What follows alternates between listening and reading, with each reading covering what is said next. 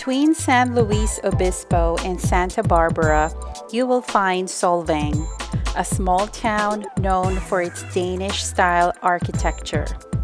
Solvang in Danish means sunny field, and the town was originally founded in 1911, established by a group of Danes who decided to travel west and escape winters in the Midwest.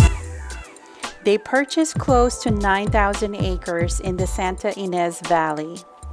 Solvang began attracting nationwide attention in the late 40s, at which time the area started being developed more as a Denmark-themed town.